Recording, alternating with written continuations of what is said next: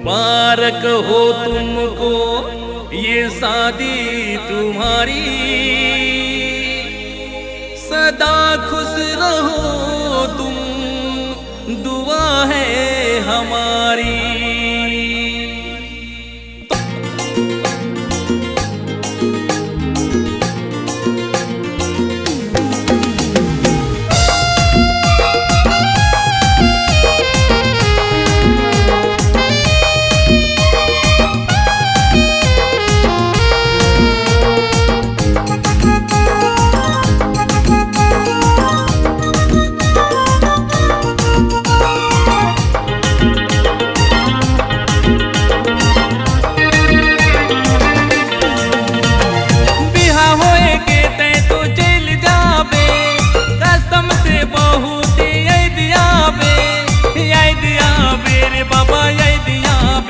सिलम रे मुके तैना बुलाबे, सिलम रे कभी तैना बुलाबे, सिलम रे मुके तैना बुलाबे, सिलम रे कभी तैना बुलाबे।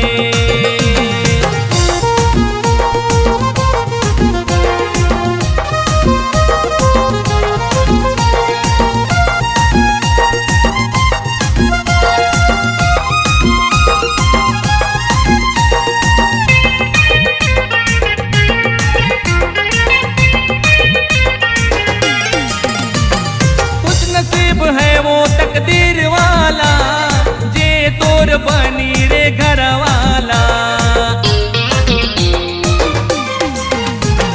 खुश नसीब है वो तकदीर वाला जे तोर बनी रे घर वाला।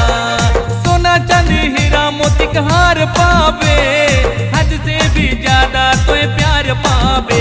सिलम रे मुके तैना बुलाबे, सिलम रे कभी तैना बुलाबे, सिलम रे मुके तैना बुलाबे, सिलम रे कभी तैना बुलाबे।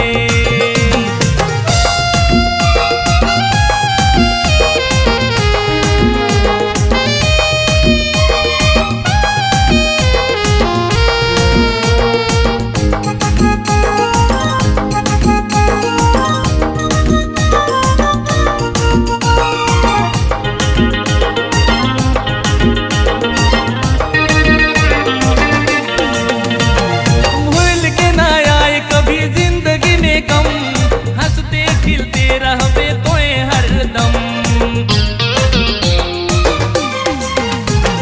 भूल के ना आए कभी जिंदगी में गम, हंसते खिलते रहबे तोए हरदम। खुशियों से दामन न रहे खाली, हर रोज रहे होली हर रात दिवाली।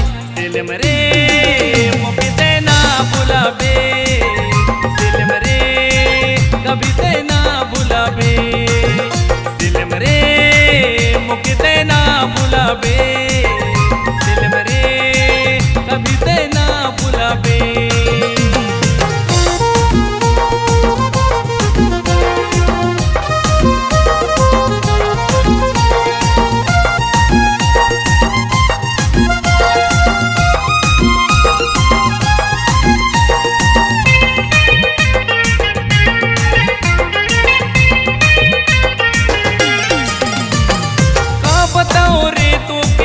गरीब हो मोर किस्मत में प्यार नहीं बदनसीब हो, का बताओ रे तो के मोय गरीब हो, मोर किस्मत में प्यार नहीं बदनसीब हो। किसी मोड़ में अगर तू मिल जावे, थोड़ा सा हंस के तो बतियाबे। सिलम रे मुके तैना बुलाबे, सिलम रे कभी तैना बुलाबे, सिलम रे मुके तैना बुलाबे,